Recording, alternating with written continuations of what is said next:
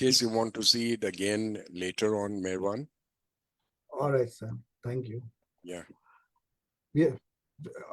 This is on Facebook, or it's the same thing like YouTube?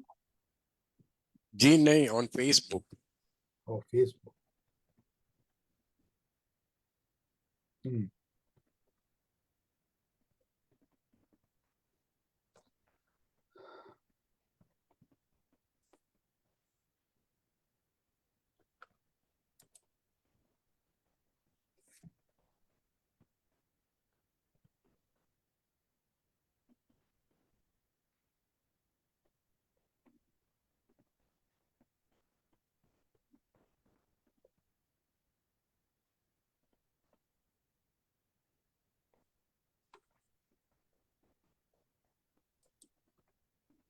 Silent night, holy night.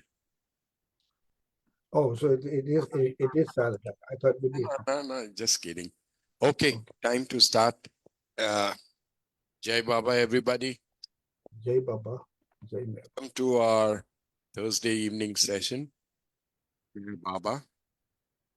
Janice, you do the short prayer, please. Beloved Avatar Meher Baba Kiche. Beloved God, help us all to love you more and more, and more and more, and still yet more, till we become worthy of union with you. And help us all to hold fast to Baba's Daman till the very end. Avatar Meher Baba Kiche. Yeah. Avatar Meher Baba Kiche. Avatar Meher Baba Kiche.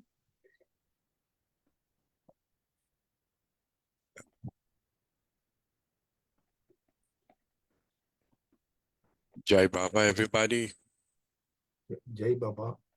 At the onset, I'd like to invite our Lord and one and only Meher Baba to please come and join us for this session.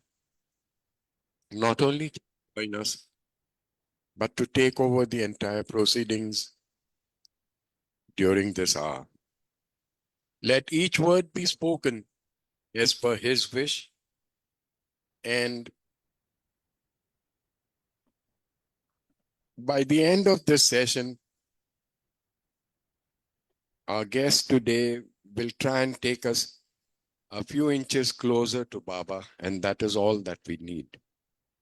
Today we have with us Meherwan Mistry.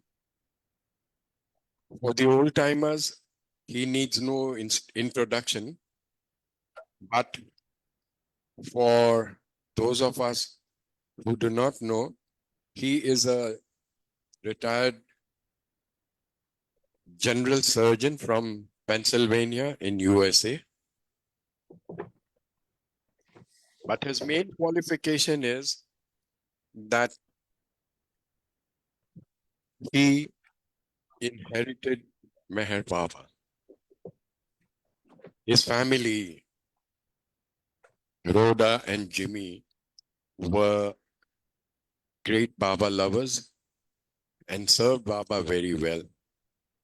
I still remember at Bombay Center, Jimmy Mistry had brought out the first copy of a small booklet, which was called Meher Baba Awakening. Meher Baba calling. Aji, Meher Baba calling. Sorry. Calling. Thank you, parent. I stand corrected. Meher Baba calling. To most of us, this book has been like a kind of a Bible. With people who had any questions in their mind, they just open a page at random and they would get the answer. And Mr. Jimmy Mistry will always be remembered for this great job that he's done for our center. Today, Dr. Meherwan will be sharing some of his stories and experiences. In the olden days, Erat Jasawala used to remember him because he was based in US and talked very fondly about Meherwan. And we've heard so many stories about his mischievous days and all sorts of things. But today, we get this opportunity to listen to all this firsthand from the man himself. So go ahead, Dr. Meherwan, all yours. You may call your wife Zenobia to join in as and when you feel like. Feel free for everything. Okay. Jai Baba. Jai Mehr Baba. Uh, like just Sam introduced, I don't have much of a love story to tell, like how people come to Baba. I enjoy hearing those stories, how Baba draws his lovers to him, because I was born into a Baba family, so there is not much of a love story to tell. But my mother, she herself was born into a Baba family. When she met Baba for the first time when she was 2 years old, in 1926. And her family was brought to Baba by Chanji, Ramrose Dada Chanji, who was Baba's first secretary. And he brought the entire Dada Chanji family to Baba. So I would become like the third generation in the family of Baba lovers. And now, right now, as I speak, we have two more, our children and their children.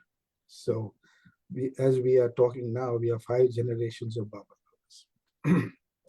So not much of a love story on my part, but a lot of associations with Baba and also with his Manli, which we can talk about. And I would encourage from the audience, the people participating, to ask questions. So one thing will lead to another. Instead of talking on one subject, it will become a varied topics and more interesting. So if you have anything in particular to ask me, feel free to do so. And if I'm able to answer you, I will.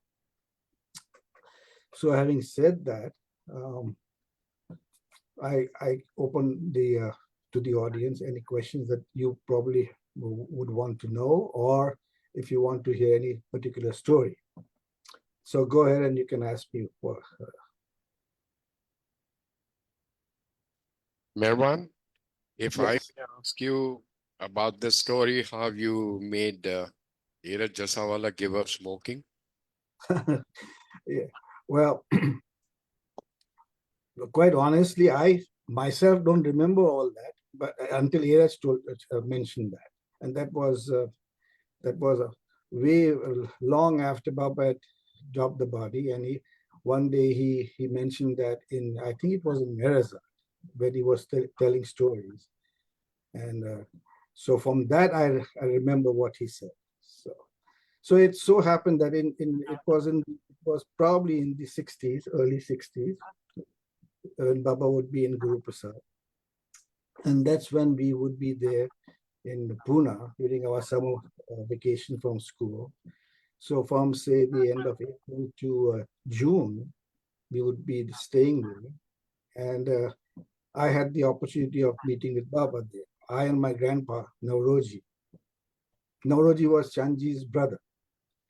So my mother is the niece of Chanji.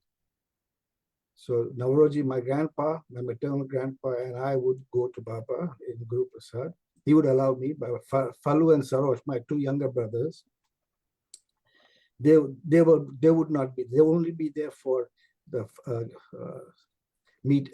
general meetings, celebrations, programs. So when I would be there, one day, when we were young, we were very mischievous. We would, but not in front of Baba. This is you'd always there was this. I was very afraid that if I was mischievous in front of Baba, I would get orders from him. So, and I knew Surab Rustam. They were older to me, and they had a whole list of orders from Baba.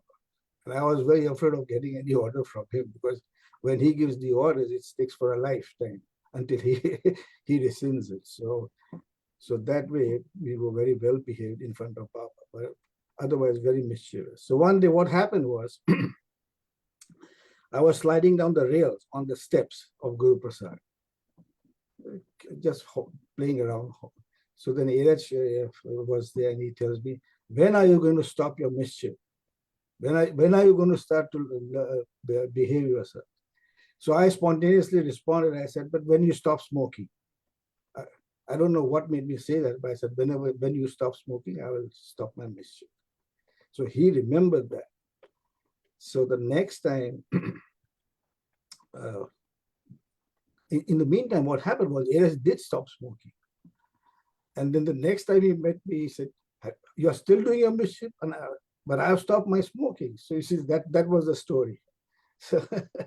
So I did not, I blurted out that statement to him and he remembered that. But I completely forgot about it. It was not until he mentioned it again to me. You remember, you made me stop smoking. He would tell me that. So that's the story about the smoking incident. I probably must be in my 12, 13 years old at that time. In the 60s. Thank you, Meherwan. That was great. So these things are there, these memories are there, they're very precious now. And that's all that's left too. So Meherwan, may I ask you your first memory of beloved Baba, please? okay, sure. My first memories of Baba was when I was when Baba was in Ashiana in Bombay at my aunt's place. Anna was Darachandji was my aunt. She's the eldest sister among. There were 7 brothers and sisters in the Darachandji family, and she was the eldest.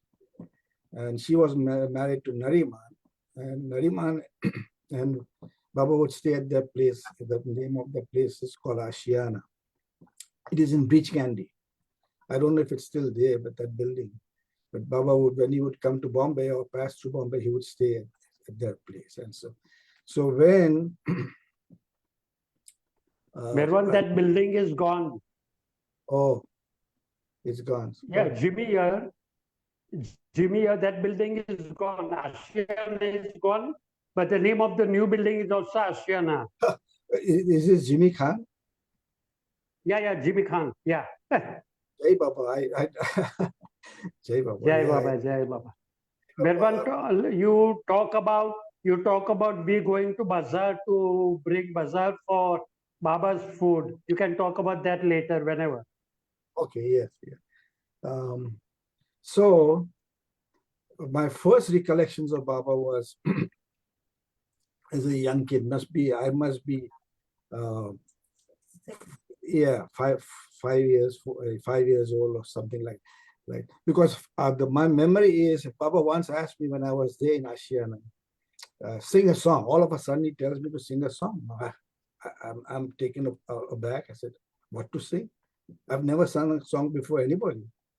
I like to hear the songs on the radio, and so I'm stuck for a moment, for a few seconds, and I'm thinking what to sing, and then all of a sudden it comes into my head.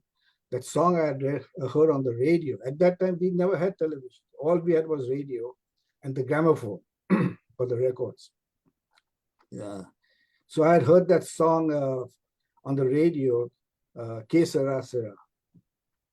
Doris Day sang that song from the movie The Man Who Knew Too Much. And I can date that movie to, I would say, 1954 or 6.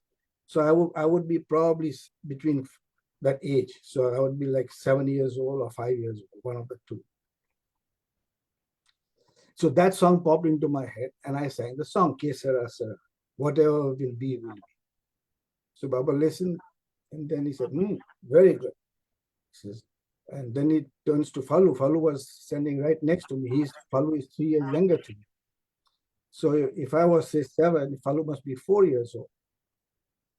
So he tells Falu, sing a song. You sing a song. So Falu starts singing Silent Night, Holy Night. So, so that's those are part of my earliest memories.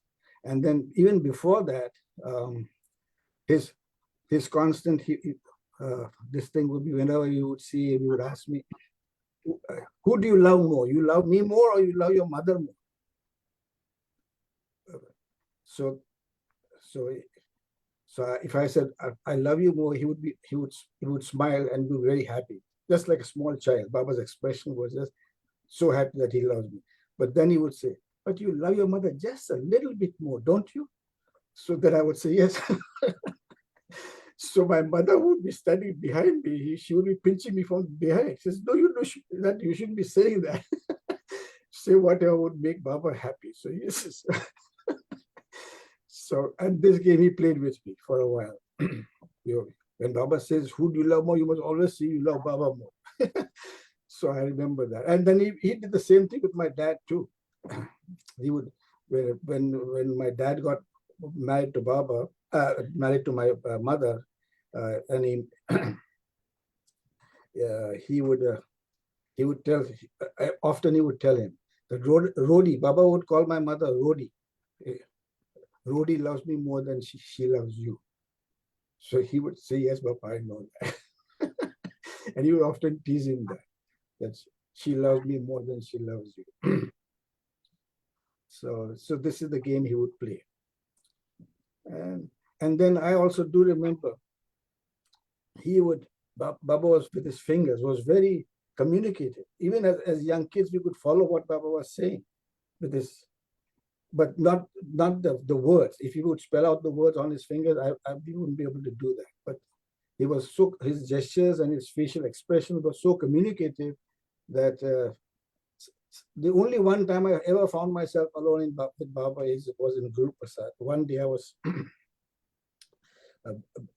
in the afternoon, Baba was sitting there, and we had gone out to eat ice cream. But ice cream was served at that time, so we had gone out. And then after I finished my ice cream, I came in the room, and all of a sudden I find that Baba is all alone. There's nobody with him. So I just sat down, and then he's telling me, "Did you eat your ice cream?" So I said, "Yes, Baba." And then, "Did you had enough?" I said, "Yes, Baba." And so he's doing all this. And then later on, as people start coming, I realized that I was all alone and I was answering Baba and he was communicating with me. So he was very communicative with that place. See? So that's how I remember from these early days. He was, so the fingers, he used to do this like twiddly things we do with the fingers, and he would do it very fast. You have probably seen those in the movies. Baba was doing that with his finger. So as a young kid, I would try to imitate that. So then Baba would do it in slow motion. Now do it. But I could never really do it the way Baba did it. I would be quite fumbling and clumsy in my doing it. So I remember that too. So with a child, he was like a child, and with an adult, he was like and everybody felt in his presence that I am in my own home, in the home of their father. Where the Queen of Baroda used to sit right next to Baba in front of and there are other people all around him. People, literate, illiterate, made no difference. Rich people, poor people, they all felt the same at the same level with Baba. And he made you feel that way. It was so that's how it was. Sorry, Meherwan, there's a request that you raise your volume a bit from your end because they cannot hear you clearly. I can come closer, but the volume on this is 100%. It's showing me. Now this is what we are hearing. This is for our speakers. This one doesn't matter. Leave it. It is showing 100. So one thing I want to ask you is, were you always convinced that Meher Baba is God in human form, or something special happened which made you believe so, or what? Yeah, these questions, they actually, it's quite a common question I get asked. And I also, many years have gone by, and I ask myself, and I ask myself, how is it possible for one person, any person, Baba lover, who accepts Baba who he says he is, and Baba says he's God in human form. And also he says very clearly, he says, I'm nothing in between. No compromise is there. I'm not a saint. I'm not anything in between. People are willing to accept him as a holy person, as a saintly person, but to say that he is God in human form, how can he ever say such a thing? So that concept is not there at all. We believe that God creates the universe and creates all of us, but he can't take his own human form. So it's very hard to comprehend that for a human person. They accept Zoroaster as prophet of God, Muhammad as prophet of God, Jesus as son of God, but not God himself in human form. So you see how our mind works. We are willing to accept something that we conforms to our way of thinking, but something that is God. Who is God? Where is God? God in someone in the heaven with a long beard, white beard. These are all artist conceptions. Yeah. Same thing with Jesus, same thing with Zoroaster. There was no paintings, there was no pictures that time, but we see pictures of them. How did that happen? How come someone drew that picture, thinking that people look like that at that time? So that we are willing to accept, but not God himself, who created us, can take human form. Why it's so difficult for him to do that? So that is not conceivable to them. So then what makes us accept that, and someone sitting next to us cannot accept? It's a mind. The mind is open. When the mind is open and thinks for itself and rejects preconceived notions and concepts that we have grown up with, we are impressed. The moment we are born, our mind starts to take impressions from people around us. Parents are the first ones. That's why the saying goes, mother is the first guru. We learn things, she is the first guru. The child starts, the impressions come from the mother, the people around them. And once those impressions are there, it's very difficult to break them. Or unless your mind is open enough to say, well, why is it this way? Why not that way? And willing to accept open-mindedness. So then how is it that one person can do that, is open-minded, the other person is not? How is that happening? And it is not by accident. To accept Baba for who he says he is, God in human form, that acceptance is there because the mind is open, number one, and that happens from ages past, from births, many births before. It is not happening in this one lifetime. It doesn't happen that way. Otherwise, everybody would accept Baba. The whole world would accept Baba. We are not that unique that only we can accept and somebody else cannot accept. So what is the difference? The difference is the preparation is there.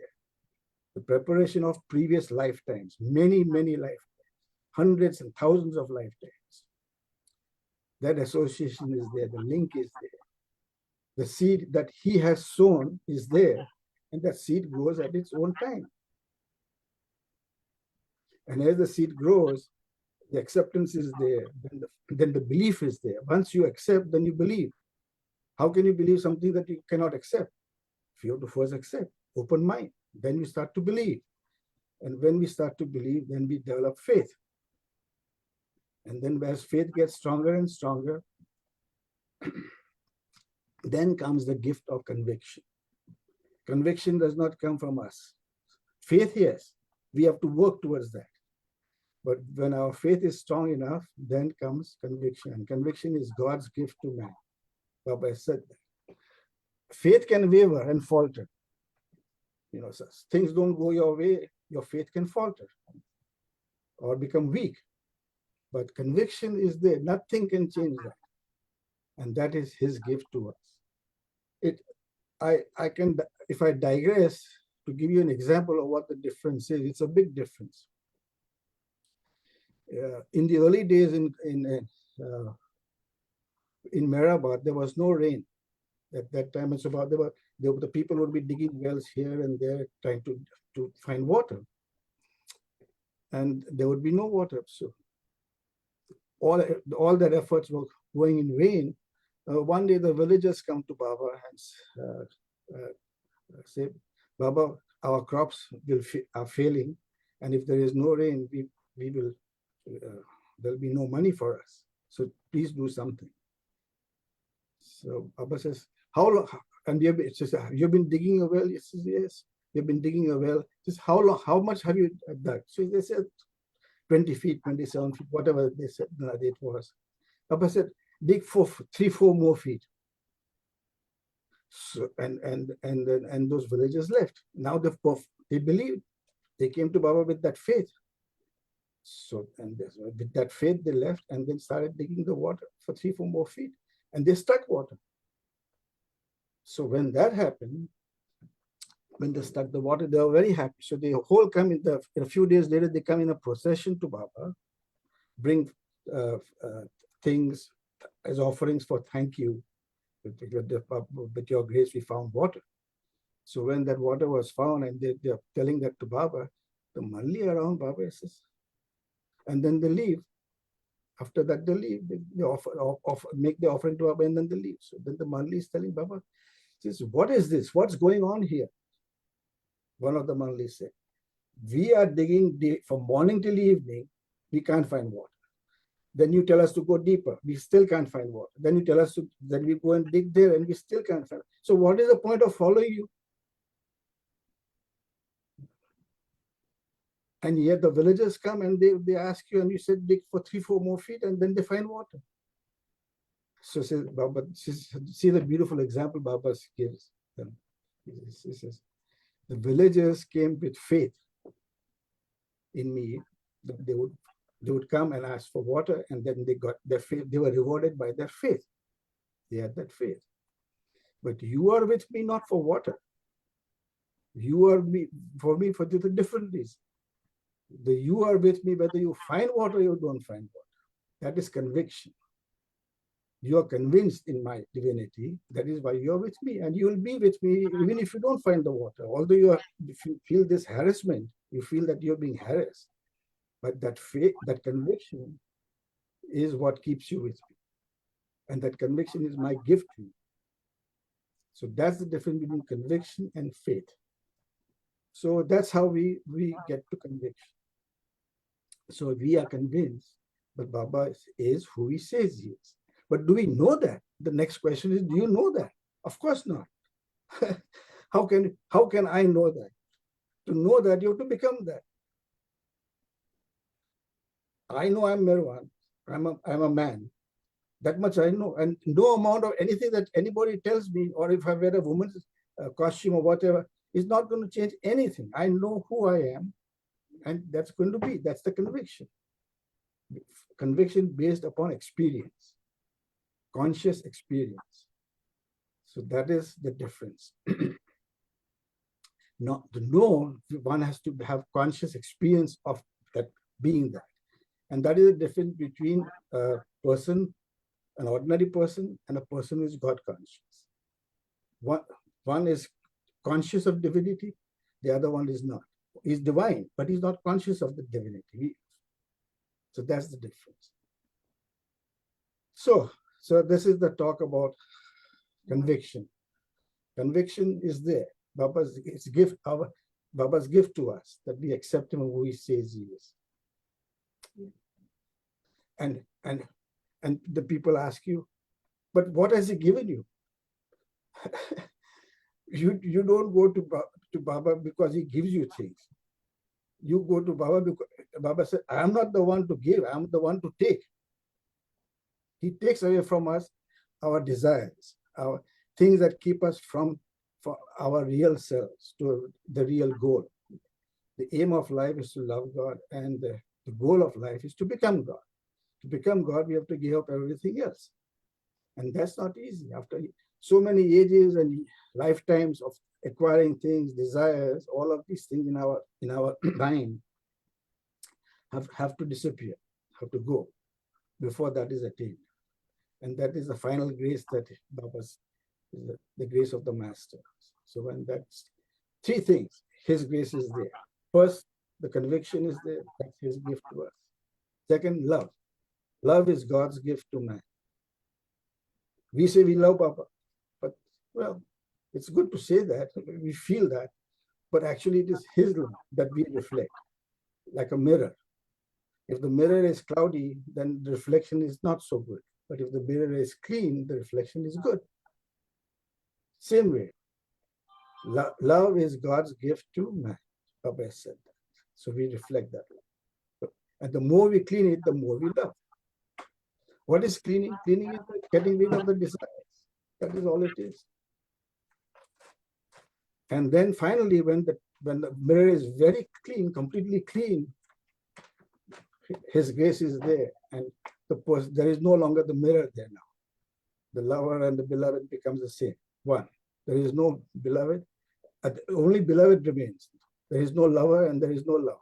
Beloved remains. The love is the beloved. Beloved, the essence of the beloved, God, is love. So that is all, but consciously. And that's the end of the game. So that's where we are. We accept Baba. We are convinced that it is a gift to us, and we love him, which is his gift to us too. I've come to sow the seed of love in your hearts. That's what Baba has said. But that seed has been sown since many, many lifetimes before, which is now coming to fruition in our acceptance of it. So that is the part about the conviction. Thank you, Meherwan. Jimmy Khan, are you still around? He had a question, right? Yeah, Jimmy, I was asking about the question of going to the bazaar in Pune for the. Yes, I have a very nice story on that. I hope Jimmy is there to listen to this, because. Yeah, I'm there, Meherwan. I'm there. Okay, Jimmy, very good. This is a story about. It involves your mom. In Khorshid. So this also happened during the time in Guru Prasad. We used to stay, Guru Prasad, we used to stay, that was a palace, Maharani of Baroda's palace. It was a big place. And where we were staying is about 2 or 3 blocks away, maybe 2 blocks away. And it was also a palace, but a much smaller one, maybe 1/3 the size. It was taken over by a proprietor who was running it as a hotel, and it was called Mobo's Hotel. Now, when we would go to stay there, we stayed in a room in the front, and mom and the 3 kids, and then her father, Navroji, and Nargish. We would be staying there in that one room. Navroji would also be staying in a room at the very top, alone himself. So in that room, we were staying there, beds were there, and a little stove, gas stove. And every so often, mom would get a call from Guru Prasad, Gohar or Rano would call and say, could you please make this dish for Baba for lunch? So she would do the cooking. And she would send me out on a cycle, and we would go to the bazaar to get the stuff that was required. And so this is the story. Now what I'm going to tell. And Khorshid, with her kid, Bapsi, her daughter, she used to stay there with her in the small room, right behind the where we stayed. And Jimmy and his other sister, Diana, and her husband, Manji, they would come. I think Jimmy at that time was in college. So they would probably come over the weekend, and Khorshid and Bapsi would be staying there all the time during the time we were in the movies. So now on this one occasion that my mom was cooking for Baba, Khorshid, Jimmy's mom, Khorshid and my mother were very friendly. and Khorshid came to Baba through my mother. And that's another story in itself. We'll come to that a little later, so I don't diverge. But that's also a beautiful story, how she came to Baba, Khorshid. So they were my mother was preparing this food, and then after the food was done, sometimes I would take it on the bicycle to Guru Prasad, or sometimes, but this time when they prepared the food, my mother prepared the food, they would wrap it up in a container, and then both of them, Khorshid and my mother, walked to Guru Prasad with the food, Baba's food. So as they were walking there, they entered the compound from the side entrance, not the front entrance. Front entrance was the main entrance, and there was another side entrance there. And Baba was sitting on the patio on the Guru Prasad with the women. So the women saw my Khorshid and my mother coming to Baba with the food. So they said, oh, Rhoda and Khorshid have come with the food, Baba says. So Baba says, call them. Now, normally what would happen is they would go and give the food from the side entrance, and then they would go back. They would not be meeting Baba every time they would give the food. So now, when they come to see Baba, Baba meets them, Baba gives them a hug, Baba meets Khorshid, and then he hugs my mom. And then he looks at my mom and says, your hands are smelling of onions. Baba is telling my mother, your hands are smelling of onions. So my mother just stands there and nods. So everybody is surprised. Oh, she comes to Baba without washing her hands. She prepared the meal for Baba, and then she didn't even bother to wash her hands. So then Baba again looks at her and says, your hands definitely smell of onions. And then again she said, she compared and nodded. And when she did that the second time, Baba was most pleased. With a very happy expression on his face, he says, come, give me another hug. And he hugs my mother the second time. And then he says, now go, both of you go. So they are walking back now to the hotel from Guru Prasad. As they are walking back, Khorshid turns to my mom and says, Rhoda, this whole morning I was with you while you were preparing the food for Baba, and you never touched an onion.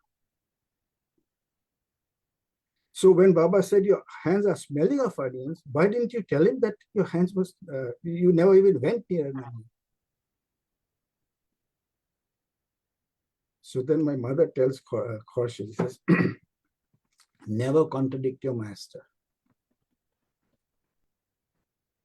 Because when you do that, and Baba was so pleased that, and nothing was said. Nothing was said. Baba didn't say anything, and she didn't say anything. Everybody else is thinking that my mother cut onions and didn't wash her hands. But Khorshid was the witness. She knew. And she was asking my mother, she says, you were never near an onion, so why didn't you tell Baba that? She says, never contradict your master. Because see what, when you do a contradiction to your own master, means you're doing two things. You're implying that he doesn't know. The one who knows everything does not know. And the other thing, that's an insult. You're insulting your own master. And Baba was so pleased with that. So he gave her she got a second hug from that. Now look at the irony of this. She never told me this incident. 40 years later, when I'm going back to India, after I moved to America and I was here, and we used to visit India 2-3 times every 2 or 3 years. I was one day with my mother in Mirza. She was staying in Mirza at that time. So that was after 96, because that's when my dad, he died in 96. So it was after 96. So she was there, and I was sitting on her bed, and all of a sudden she started telling me this story. I don't know what came into this. So after I heard that it was such an instructional story, I said, you waited 40 years to tell me this. So that was a beautiful story of how whatever your master said, it has the second couplet of Hafiz. about what you hear from the master, never say it is wrong. Because, my dear, the fault lies in your own incapacity to understand. Whatever he says, yes, Baba. Yeah. So that was the story with Khorshid. Now, diverting a little back, But Khorshid, Meherwan, one sec. Meherwan, I never knew this story till 1 month ago. Mom never told me this story, told Laina, Manchi, Bepsi. This is the Yeah. first time we are hearing from you. But someone told me that this is what Meherwan said at the youth service. yes, I yes, never knew myself. yes, I never knew myself. my mother waited 40 years. I said, why did you? She says, but it just came into my head. Anyway, so because she told me, I'm able to tell it to you. Now, talking one more story with Khorshid, Jimmy's mom was, my mom's best friend was Khorshid's sister, Shirin. Shirin and my mom were very good friends. And yet, everybody knew that these Dadachandis are followers of Meher Baba, they're lovers of Meher Baba, they're followers of Meher Baba. And in the whole Parsi colony that we lived in Dadar, they knew that. Shirin never showed any interest in Baba at all. She respected what she was doing, but never showed any interest in Baba. She was quite happy with her life in her own, that she grew up in an Orthodox Parsi family with their rites and rituals and ceremonies. And Khorshid, on the other hand, she was a very contented housewife. Took care of her husband, she loved dearly, and the children. Now, when her husband, I think was Firoz, when he died quite young, and he died, and now she's a widow and with 3 young kids. And she alone, she taking care of the house. She was a good knitter, and she would knit things and sell it in her brother's shop. He had a clothes shop, and she would sell those things in this shop, and brought up these 3 kids. They all went to college. Jimmy became a chartered accountant. And when this happened, when the husband died, she was bereft. Her whole life was taking care of the husband and the kids and her, and that life is now she's distraught. So Shirin, her sister Shirin, tells Khorshid, says, why don't you go and talk to Rhoda? Talk to Rhoda, see, you will it might help you talking to her. Because my mom would talk to Shirin about Baba, and she would be totally not interested. But Khorshid one day when she was feeling low, goes to arranges to meet with my mother, and she went and met my mother. And my mother started talking to her about Baba. She would have so many questions about why this happened, why that happened, why is this, why is that, and why did it have to happen? And like these questions she would be asking, and my mother would be talking to her, and in talking to her would be about Baba. And what Baba said about these things, the questions that she would be asking. So she got more and more interested. And she says, do you mind if I can come again the next day? She says, come. So she would come in the afternoons and talk to my mother. This happened 2-3 times in a week. I would remember, because when I would be coming back from college, she would still be there. Khorshid would be there, and my mother, they would be talking in the room. So she got very attracted to Baba. Not only get attracted, she started to love Baba. And then one day, when they were going to Pune, she said, Baba is giving that. Baba gives darshan in Pune. Why don't you come? And she at once agreed. And she came. And she came before Baba. And she had all these questions in her mind to ask Baba. I'm going to ask him this. I'm going to ask him that.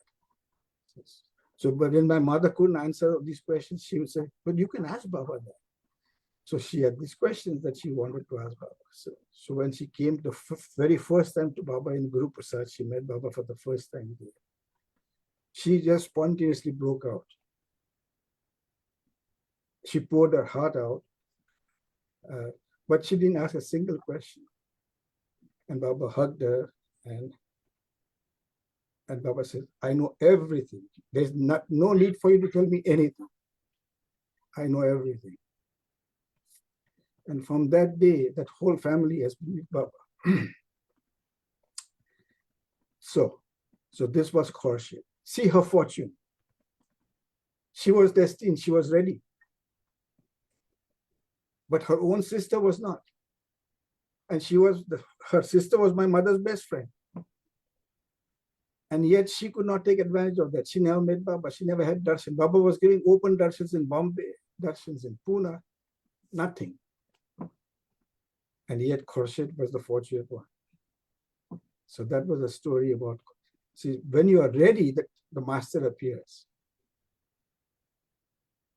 She was ready to accept. So that's the story of Khurshid.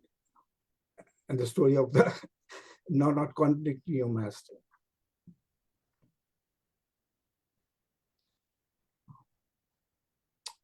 Would anyone else like to ask any questions? Come on, folks. Yeah, Meherwan, talk about your and your brother's Navjot by Baba. He did your Navjot. Yes. Okay. Well, now Baba lovers, Baba gave no importance to religion or rites and rituals and ceremonies. And so what happened was, one day my parents had decided that since Baba gives no importance to these ceremonies, there's no need to do any Navjot for the three kids. One day, Baba himself asked my dad, he says, when are you performing the dad's Navjot, the kids' Navjot? Now, I was 10 years old at that time. Navjots are usually done when the kid is in this 6, 7 years old, 8 years old, something like that.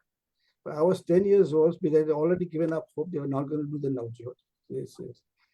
And Baba himself is asking, when are you doing the Navjot? Now my dad says, Baba, whenever you say, it was the right thing. This is what Baba says. And Baba said, I will perform the Navjot. He himself, can you believe that? So Baba is saying he himself performed the Navjot. So then it was arranged, and the Navjot was done in 1916, Guru Prasad. And I was 11 years old at that time. Yeah. And so Falu was 3 years younger, so he was 8, and Sarosh was 5 years younger to me, so he was 6. So he performed our Navjot, and it was a very simple thing. It was a little hat, the skull cap, you wear the sadro, and you wear the castigate, and my mother, my Annawas and Nargish, they helped us put on these sadro kasti, and that was the first time and the last time I ever wore one, the sadro kasti. And Baba himself took that cap, individual caps, and put it on his head, on his own head. You have seen if you see a picture, there's a picture of that too. He puts his there, and then it was given to us. We still have those precious things with us. So Baba performed the Navjot, but he gave a very, very beautiful message on that which is,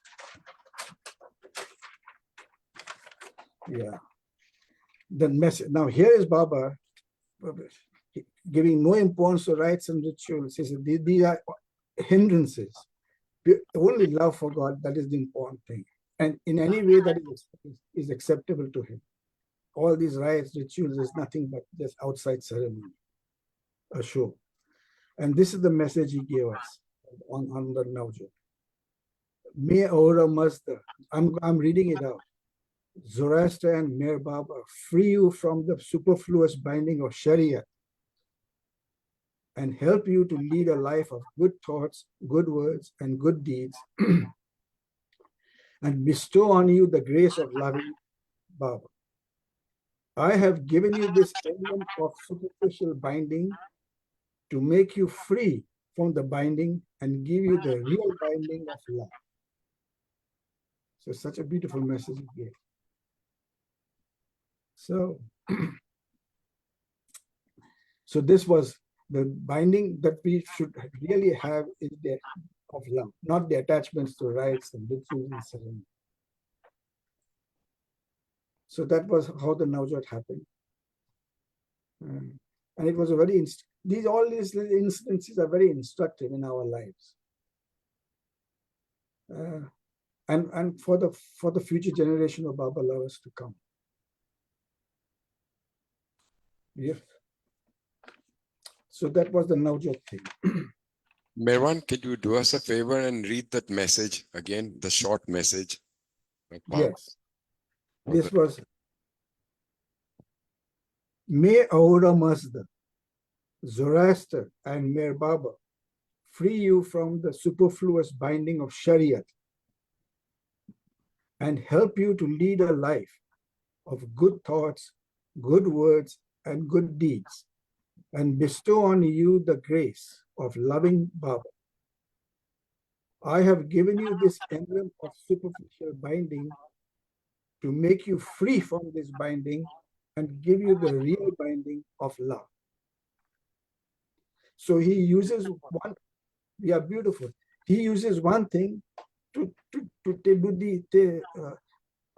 taking a thorn to remove a thorn. The saying that you use a thorn to remove a thorn. So the outward symbol of giving this is to free us from the binding of rituals and give the real binding of love. It's great. Yeah. Great. So he used. Grover wants to ask a question, but there's loud music in the background. So, Archana, do you still want to try? Archana Grover? I don't mind, but the music is too loud. If you can, am I audible? Yes, loud and clear. Okay. So, Jai Baba Meherwan ji, I had a question. When you began, you spoke about finding yourself alone with Baba at one point of time when you were all about 7-year-old, if I remember correctly. So I'd really love to know what conversation took place between you and Baba. If you have some memory of that and you can share it, please. Archana, that one that I was alone with Baba was in Guru Prasad. So I must have been at least like over 11, 12 years of in age. Okay. Uh-huh. And what had happened was there was an intermission. And Baba sent everybody out to have their ice cream. There was ice cream being served in the next room. So Baba sent people went out to have their ice cream. Now, usually there'll always be someone with Baba, because I've never seen any Baba alone, all by himself. Never, in all these my associations. So I had also gone out and I had my ice cream, and then I came back into the room, and all of a sudden I'm surprised to see Baba sitting there alone, and he's eating his ice cream. Okay. So he's eating his ice cream, and I'm a little surprised that Baba is all alone. And then Baba looks at me and says, "Did you eat your ice cream?" I said, "Yes, Baba." And then he said, "Did you have enough?" I said, "Yes, Baba." And all this is going on this is a few seconds. This is going on, like 15, 20 seconds. This is happening, and then all of a sudden it occurs to me that Baba is all alone in that room, and I am there with him, and yet he's asking me these questions, and I'm answering him back to him. And then in the meantime, suddenly someone walks in, and people return back into the room. And that was the only time I found Baba alone. That's what I was. My earliest memories were even before that, when in Ashiana, like I had described before. Right. So it was like that. Okay. Thank you, Jai Baba. Okay. Dilshad Kapadia. Jai Baba. Jai Baba. Am I audible? Yes, I can hear you. So I have two questions. One is that you were born in a Baba family and you grew up with uh, uh, with Baba lovers, but eventually then you went into medicine and you're a man of science or practicing science. So have you come across any dilemmas or any conflicts? Because science is all about proof and everything that needs to be substantiated, while faith and uh, conviction and spirituality is on a other side of the pendulum. So how did you mitigate those kind of situations, if any? And second question is, when you practice, uh, have you come across any incidents, incident or incidents plural, where you have really seen Baba's hand driving you to a through a sticky situation, or you can completely say that it was him working through you? Yeah. Thank you. Okay, Dilshad. Well,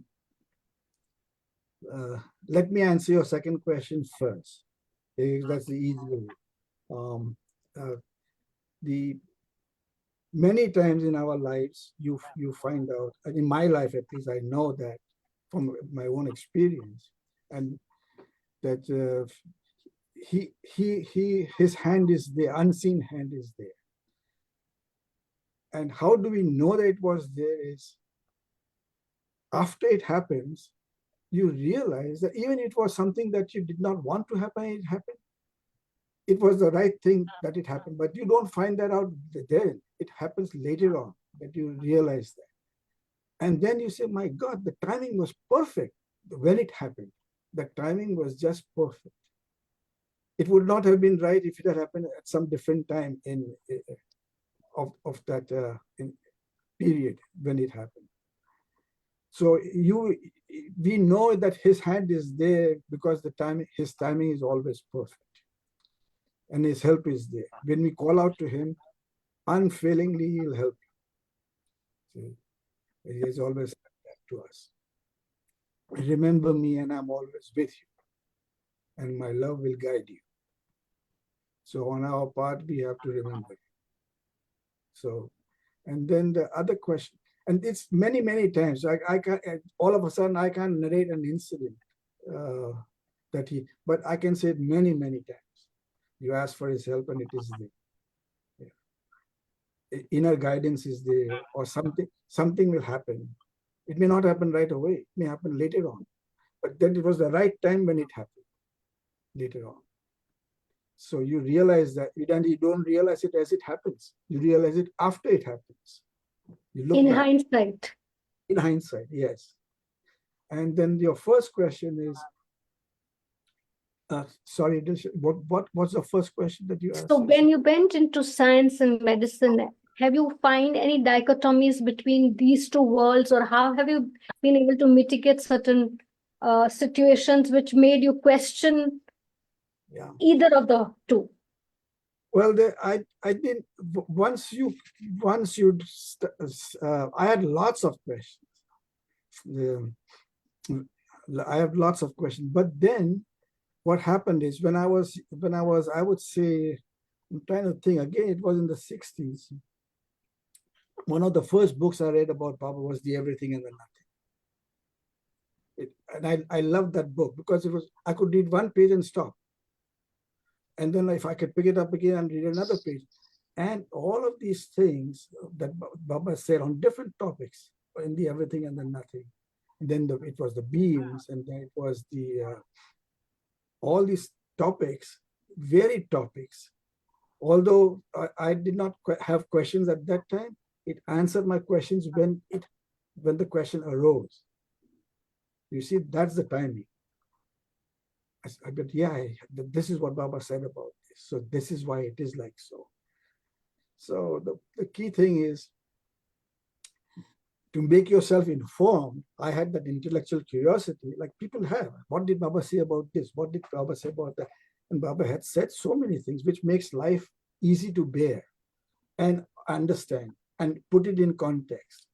We fear so many things. And yet these fears are there. It's not that we don't have fears. We have the same fears like anybody else. But the perception, the concept of that is different. Just like one person accepts Baba, the other person doesn't. Same way, that same person will have all the life's problems, sufferings, and travails. But that person's perspective, that person's acceptance of that gives a whole different meaning to it. Life becomes bearable. Why me? Why am I suffering? What did I do wrong? These questions are there. Why did this child have to suffer? What sins has he committed? Like this. So when we read about what Baba has said about these things, all these things fit in. So it does help.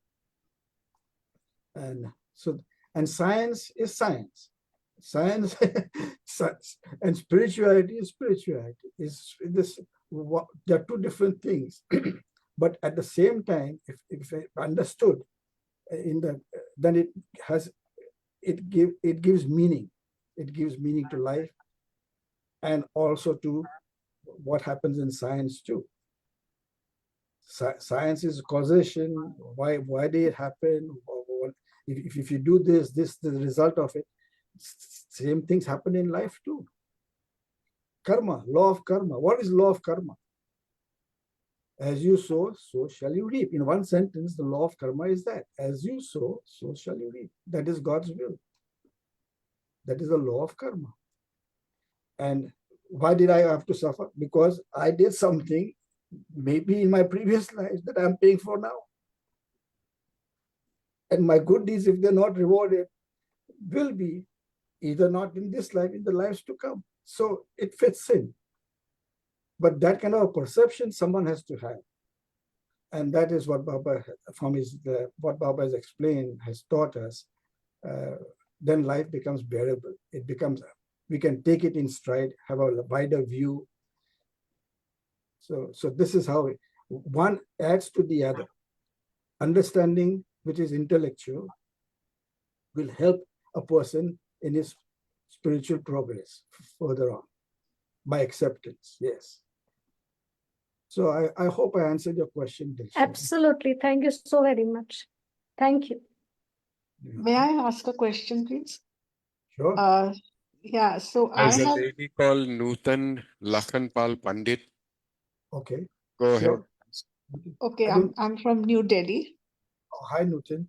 Hi. So I have always been curious. I have seen Baba myself, born in 1951. So I've seen him at Guru Prasad, but he wasn't speaking and he was on a dais and we were in a line around him paying our regards to him.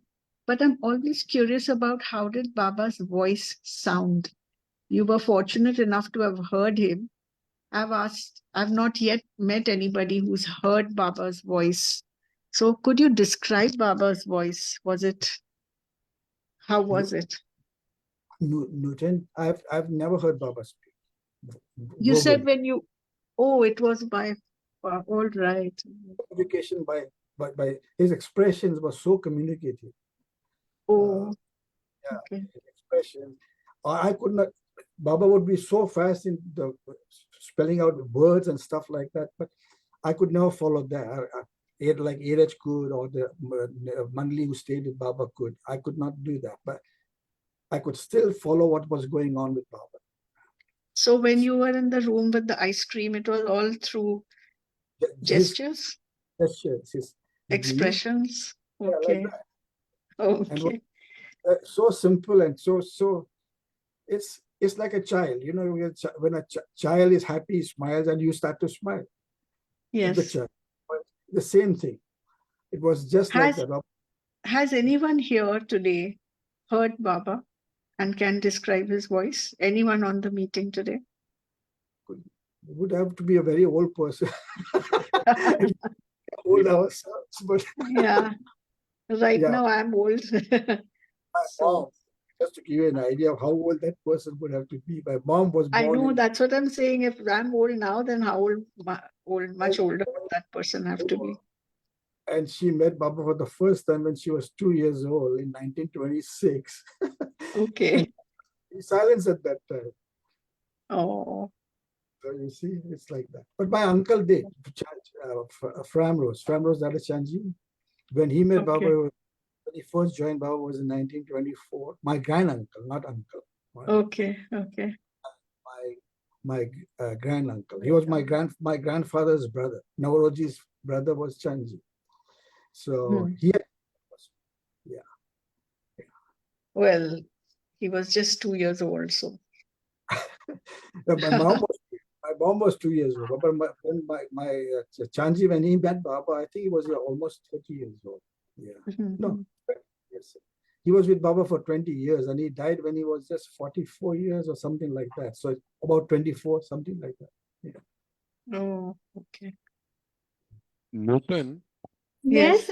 little that I remember reading from Meheramai and others, Baba Yes. have a very beautiful voice and he would sing very well. He was very fond of singing and you must have seen his photographs with a dholak, the kind of Yeah.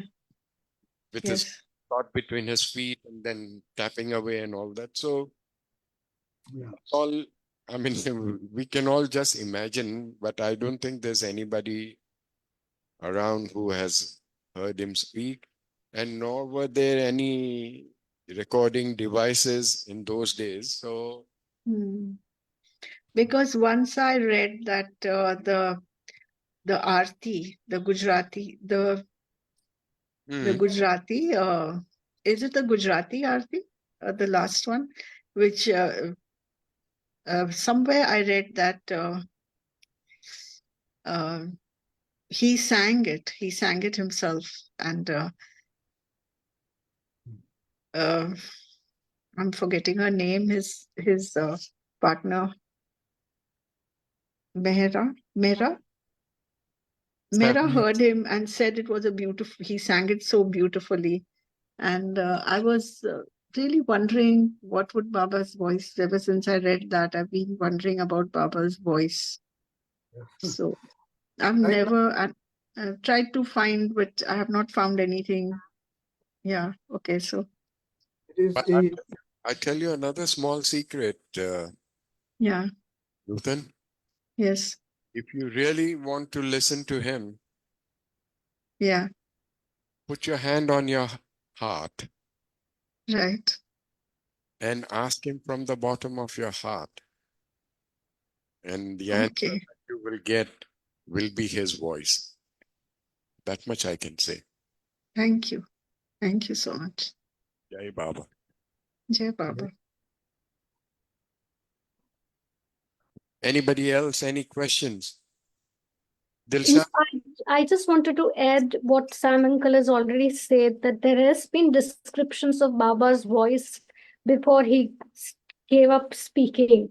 And most of the time it has been said that he had a very beautiful voice. And in his ancestral home in Kasba Pit, he used to get up very early in the morning and sing bhajans. And the bhajans were kind of, used to make the entire, what we call the lane or the gully gucci people, look forward to his early morning renditions. So Baba apparently had a very, very nice sonorous voice as described in the writings. And I think he had also composed an arti for his that time Guru Upasni Maharaj and sung to him. That is the limited knowledge that I have. Thank you. Thank you for sharing. Okay. Anybody else? Any questions? Meherwan, you want to say anything? Add anything to it? The voice that we hear, like you had said, within your heart is his voice. Yeah. Of what people call voice of conscience, intuition, all of this is his voice, inner voice. The only thing is we don't pay attention to it much. And that is our misfortune. But inwardly, when he guides us, that's his voice. What is our intuition? Intuition is his voice. We don't hear it audibly with our ears, but inwardly it guides us, it tells us. So our conscience is his voice. Our intuition, that's his voice too. So we have to listen to it, that be perceptive to it, in short. Sometimes we don't listen to it because it doesn't suit our purpose. We want to have it our way.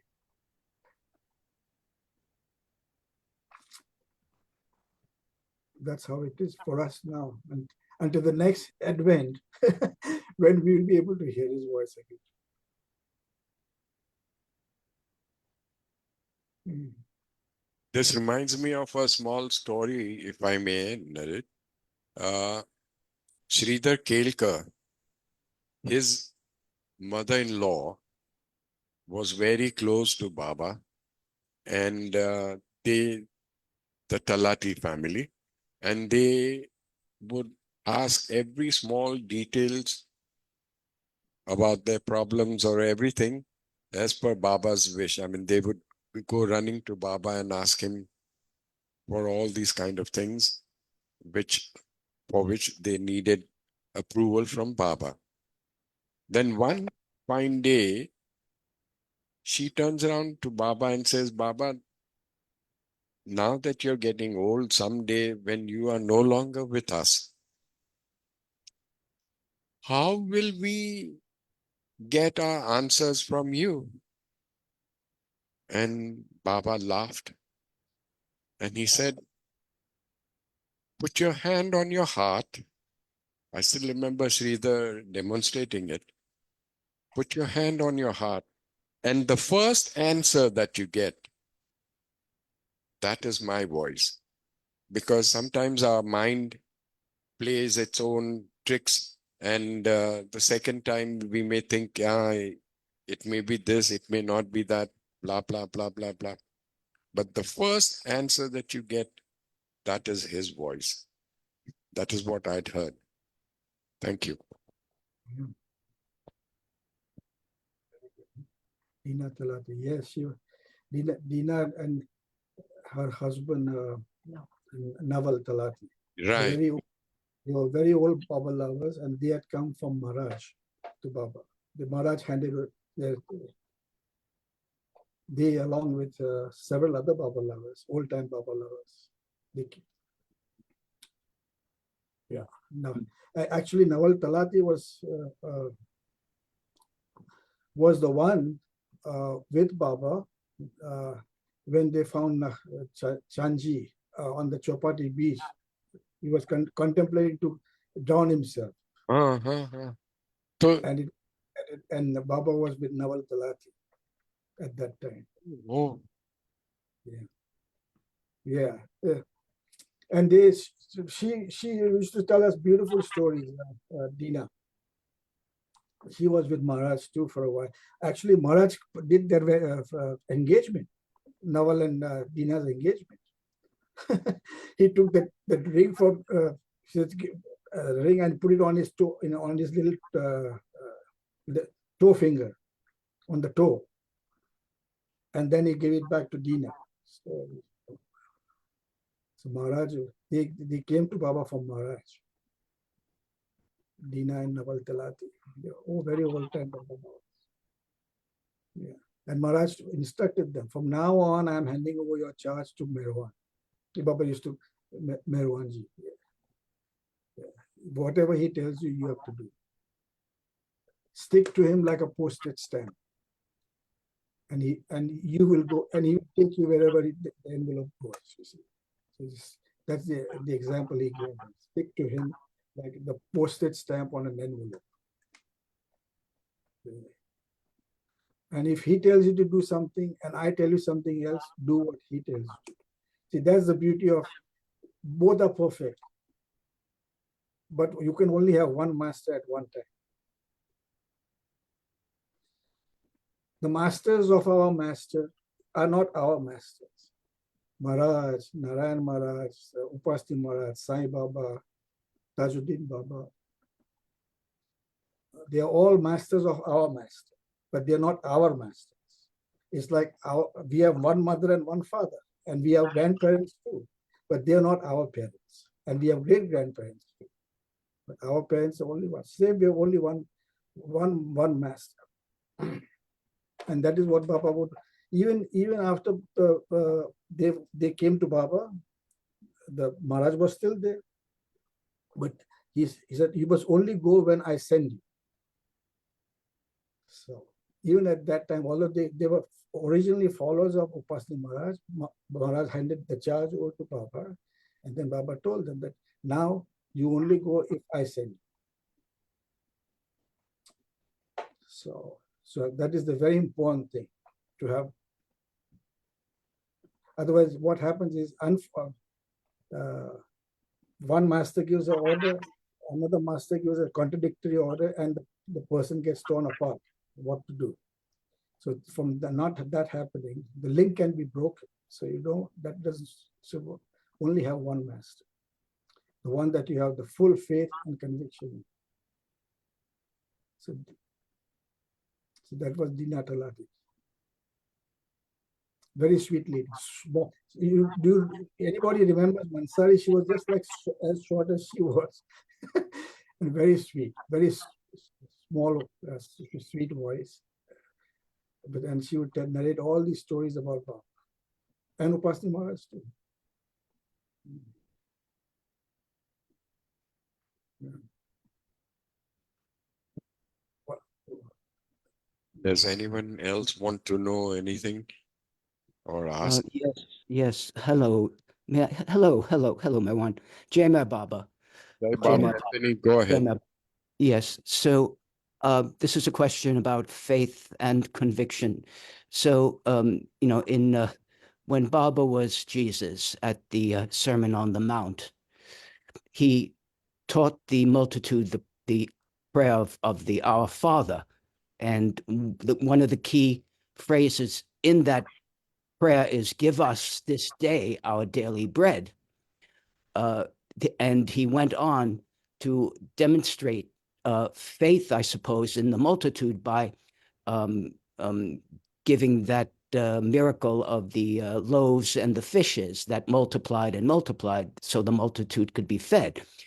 So then that would be faith, I suppose, in the masses, the same faith that Baba said that the Mandali were not really there for. So then now going towards Baba, the prayer of the Our Father is a prayer definitely of asking, soliciting for material help. Give us this day our daily bread. In the universal prayer of Meher Baba, there is no such solicitation for material need.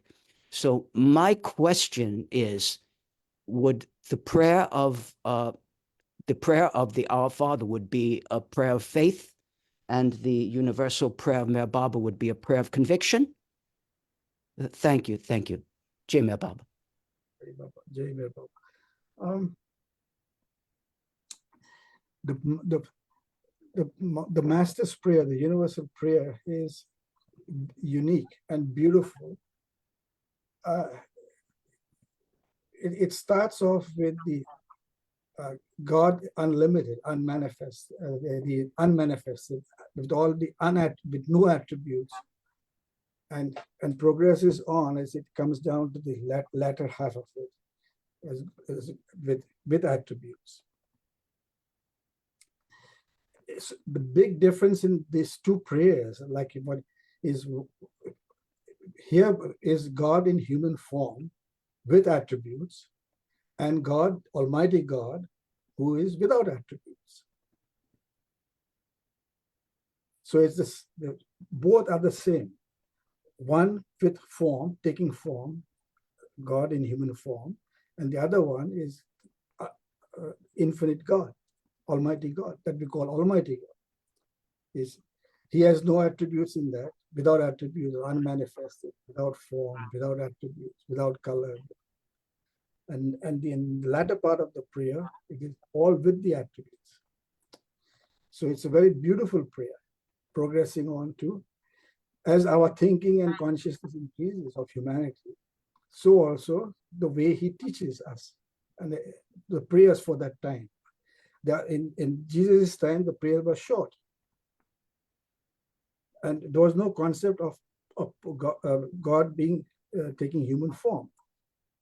It was not accepted. People could not accept that at that time. Now the consciousness has changed over the last 2,000 years, and people are ready to accept that. And that is why they can. It's like a small child. When a small child is in school, you can't teach him algebra. First, he has to learn mathematics, arithmetic, tables, arithmetic table, before you can progress to algebra. But when the time comes, the child is ready to accept that and learn from these things.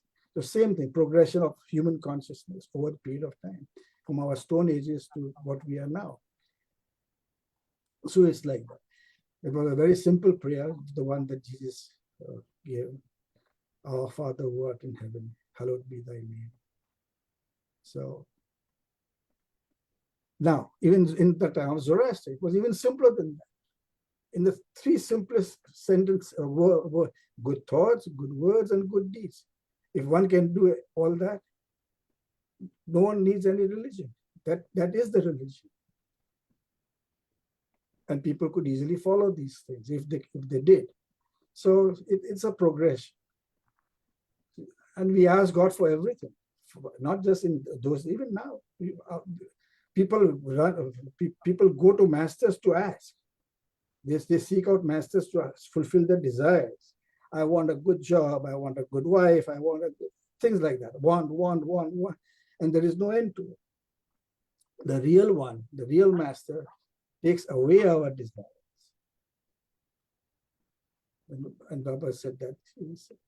That I try and I keep lifting you out. He compared us like worms. You see, like worms that you pick out of the dirt, and then you keep going back in it. I want to take you out of it. So I'm the one to take, not the one to give you what you want. But what he gives us is something that we will always have forever. Yeah. And which will keep increasing. And once we attain that, that's the end of it. See, I'll tell you a very interesting thing. I don't know. One day I was taking away things. But the master takes away things, our desires, our. One day I was in when I was in medical school, and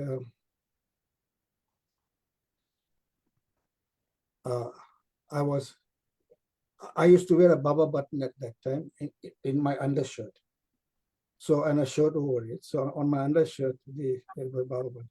But when it would get wet, my shirt would get wet. You could see Baba's picture from the button from outside. So one day, there was this girl in my batch, in my clinical batch. There were 12 people, boys and girls, and we would do our clinical rotations.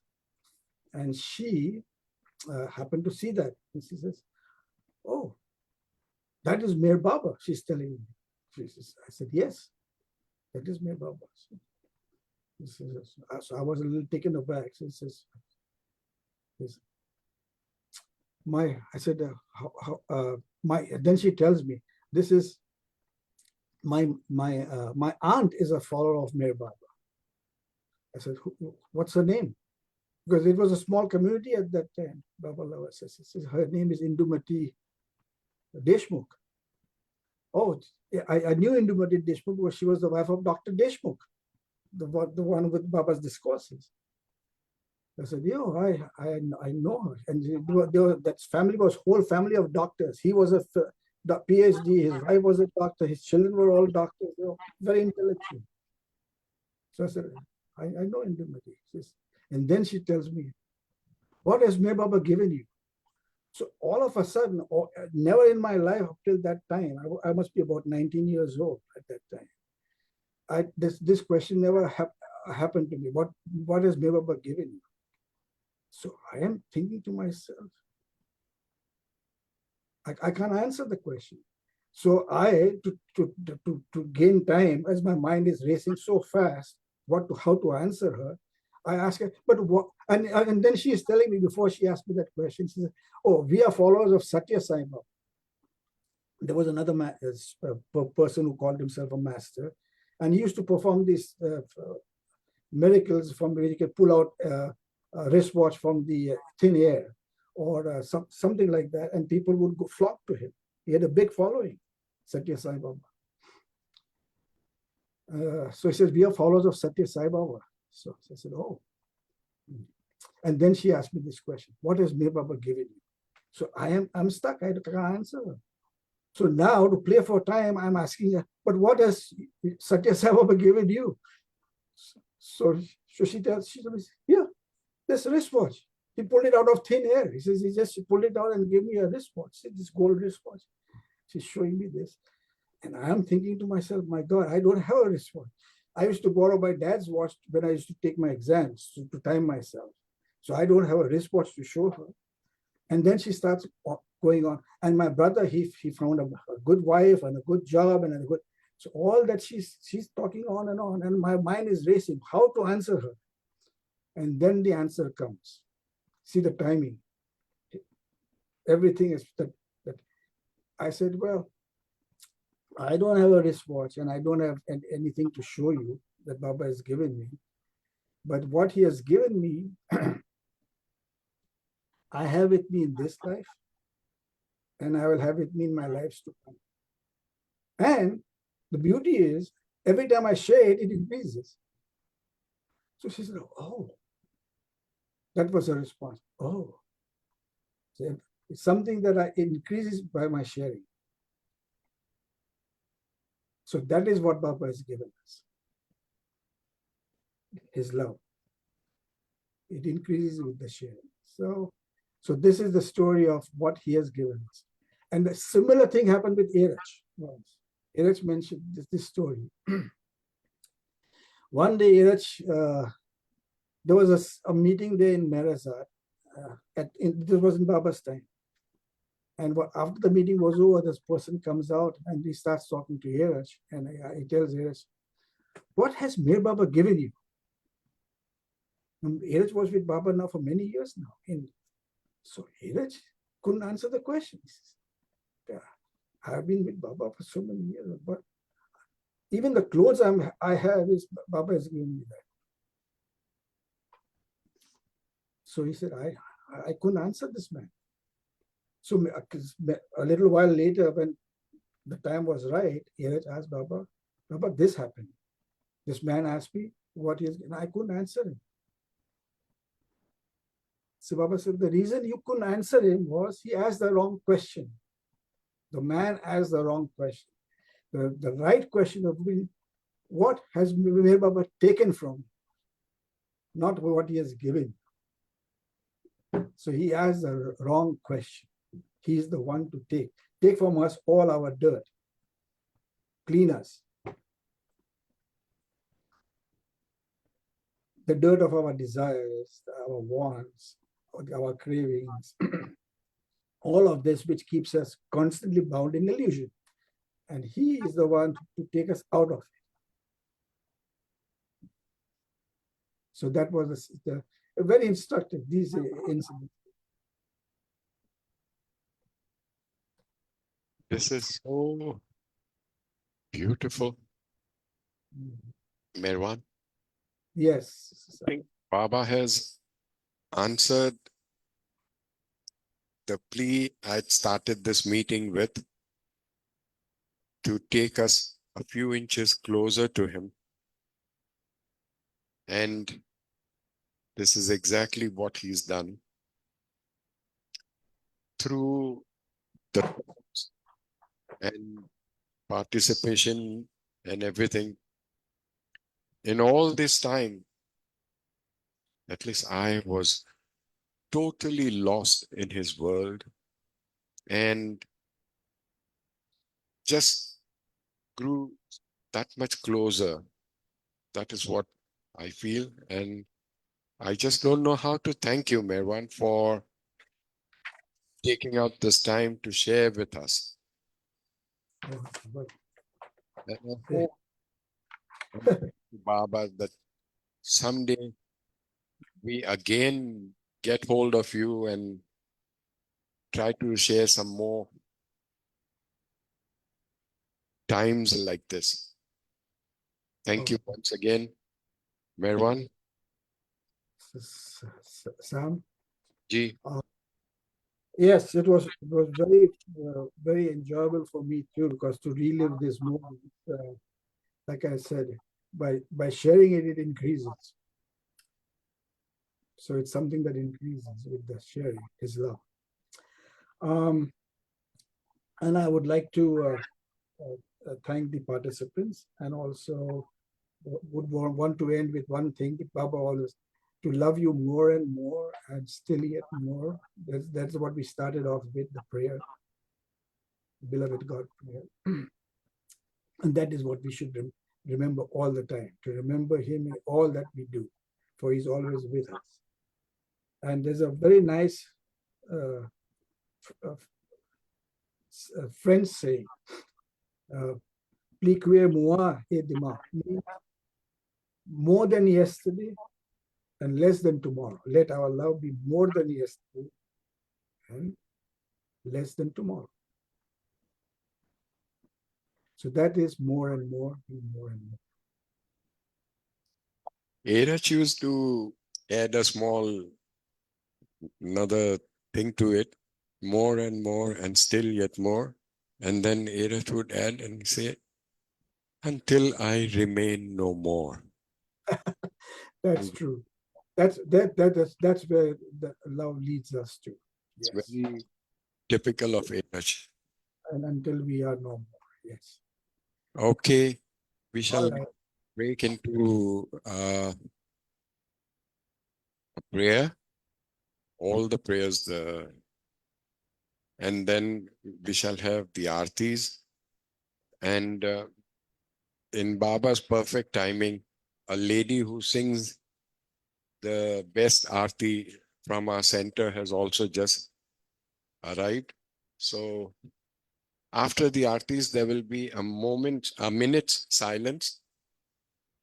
That is to connect us to the Lord internally.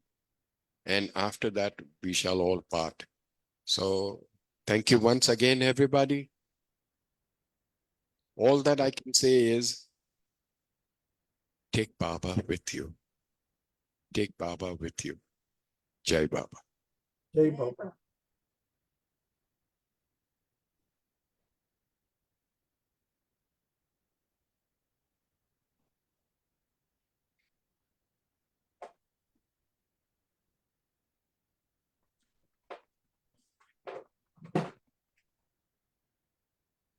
Meherwan, Yes, I'm here. do you remember this picture at the center? Yes, I very much remember that. We still have it here. Jai Baba. Yes, this beautiful picture. All three pictures. अवतार मेहर बाबा की जय। हे परवदिगार, सबके राखनहार और सबकी रक्षा करने वाले, तुम्हारा कोई आदि नहीं है और न तुम्हारा कोई अंत है। तुम अद्वैत हो, तुम तुलना से परे हो और तुम्हारा पार कोई नहीं पा सकता है। तुम्हारा कोई रंग और कोई रूप नहीं है। तुम आविर्भाव से रहित हो और तुम गुणातीत हो। तुम अपार हो और अगाध हो, कल्पना धारणा से परे हो, शाश्वत और अनश्वर हो। तुम अखंडनीय हो और दिव्य नेत्रों के सिवाय और किसी भी प्रकार से तुम्हें कोई नहीं देख सकता है। तुम्हारा अस्तित्व सदैव था, तुम सदैव रहते हो और तुम सदैव रहोगे। तुम सर्वत्र हो, तुम हर वस्तु में हो और तुम हर जगह से परे तथा हर वस्तु से परे भी। तुम आकाश में हो और पाताल में हो, तुम व्यक्त हो और अव्यक्त हो। तुम सब लोकों पर हो और समस्त लोकों से परे भी हो। तुम तीनों भुवनों में हो और तीनों भुवनों से परे भी हो। तुम अगोचर हो और स्वतंत्र हो। तुम सृष्टि के रचने वाले हो, स्वामियों के स्वामी हो, समस्त मनों और हृदयों के ज्ञाता हो। तुम सर्वशक्तिमान हो और सर्वव्यापी हो। तुम अनंत ज्ञान हो, अनंत शक्ति हो और अनंत आनंद हो। तुम ज्ञान के महासागर हो, सर्वज्ञ हो, अनंत ज्ञान रखने वाले हो। तुम भूत, वर्तमान और भविष्य के ज्ञाता हो और तुम स्वयं ज्ञान हो। तुम इतना दयामय हो और सदैव हितकारी हो। तुम आत्माओं की आत्मा हो और अनंत गुणों से संपन्न एक परमात्मा हो। तुम सत्य, ज्ञान और परमानंद की त्रिमूर्ति हो। तुम सत्य के मूल हो, प्रेम के महासागर हो। तुम सनातन सत्ता हो, ऊंचों में सबसे ऊंचे हो। तुम प्रभु और परमेश्वर हो। तुम परब्रह्म हो और परात्परी परब्रह्म भी हो। तुम परब्रह्म परमात्मा हो, अल्लाह हो, इलाही हो, यजदान हो, अहुरमज़द हो और प्रियतम ईश्वर हो। तुम्हारा नाम इज्जत अर्थात एकमात्र पूज्य है। हे असीम दया के निधि प्रभुराज, हम अपने सब पापों के लिए पश्चाताप करते हैं।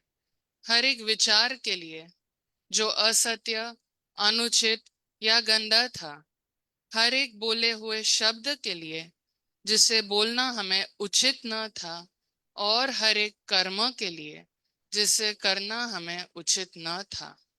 स्वार्थ से प्रेरित हर एक कर्म, शब्द और विचार के लिए तथा द्वेष प्रेरित हर एक कर्म, शब्द और विचार के लिए हम पश्चाताप करते हैं।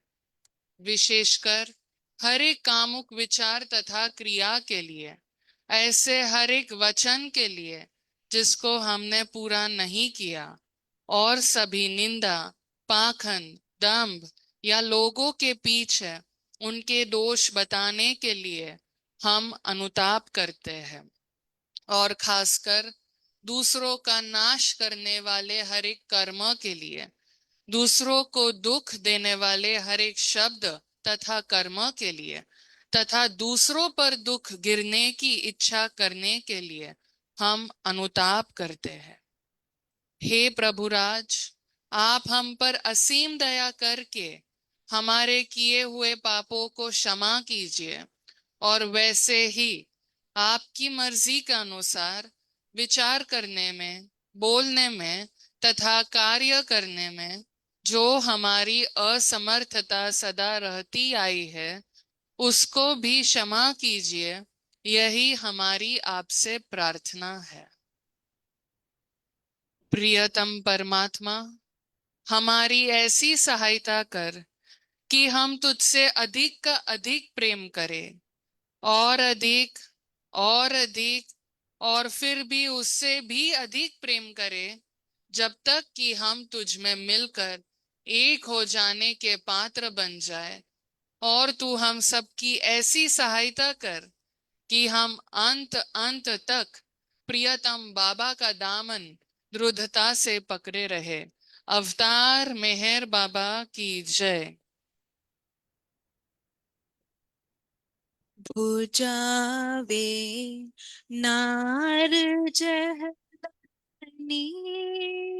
कर खुद रत्ने फरमा तू छलागी आश भक्तों ने कि बख्शे नूरे मातू अयामुर शाद में है बाबा चरण पर तुझ न दरिए सर खुदाना जात थी वाकिफ थई बै तो मेहर बातू तू छे माँ लिख हकीकत नो तू आशिक पीने आरिफ भी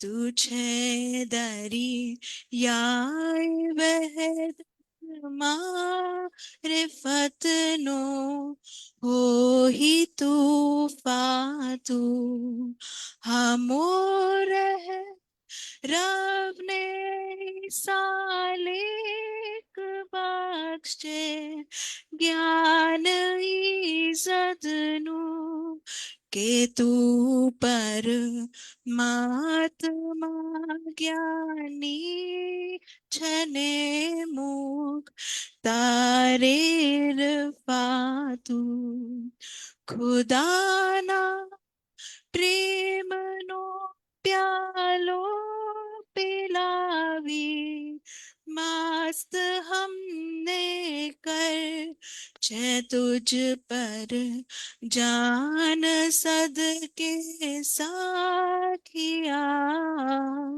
पीद पैमा तू हमारी नाव भर दरिए तरावे तो हमें तरिए हमारा ना खुदाए मेहर बाबा छनिगे बातू हमारा ना खुदा मेहर बाबा छनिगे बातू बुझावे नार जहलतनी कर खुद रत्न फरमातू छलागी आश भक्तों ने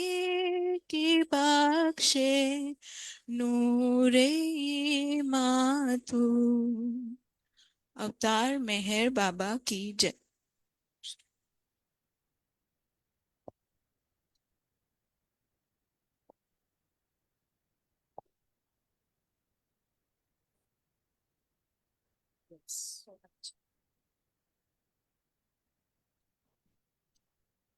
O glorious eternal ancient one, your face is a bright transcendental sun.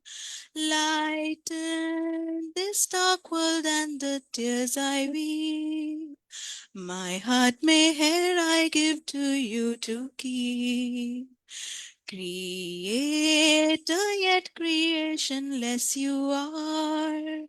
Truth and truth's body, divine avatar. Who through compassion the three worlds maintains. Destroy this ignorance that life sustains. These five lights are the whirling spokes of breath of the world wheel that bears me on to that. Unless you who are infinitely kind break the wheels up which is conditioned mind. This incense is my love, these fruits my art, which to please you I have shaped from my heart.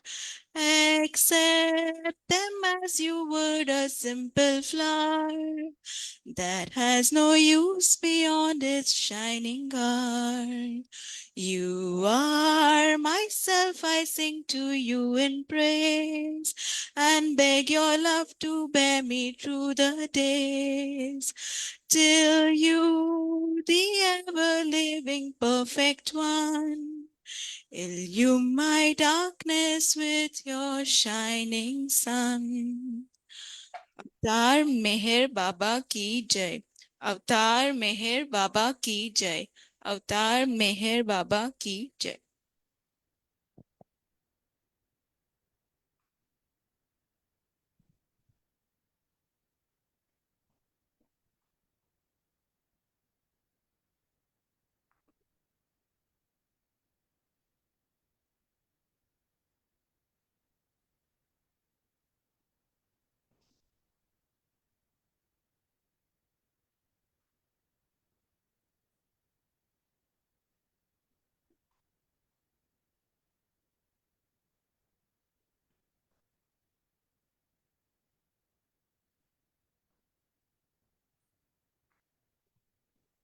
अवतार मेहर बाबा की जय।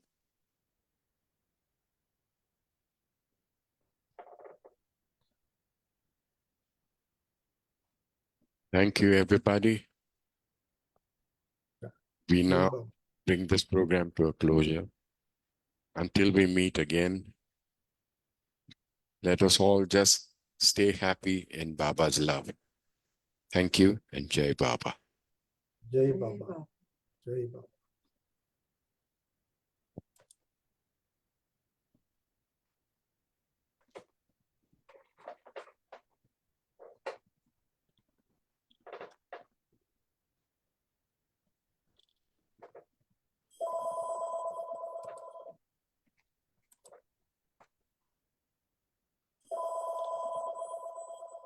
Jai Baba.